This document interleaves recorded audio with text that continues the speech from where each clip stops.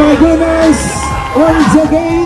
ഇടങ്കയ്യാൽ കേരള മണ്ണിനെ പലതവണ പലകുറി പഞ്ഞിക്കിട്ട് ശീലമുള്ള stadium what a shot. I am coming from the dangerous area.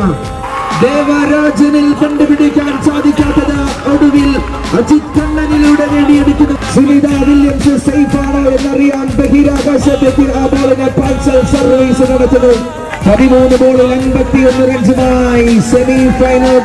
Jiji ബോളായാലും ഇനി ആരായാലും never mind that.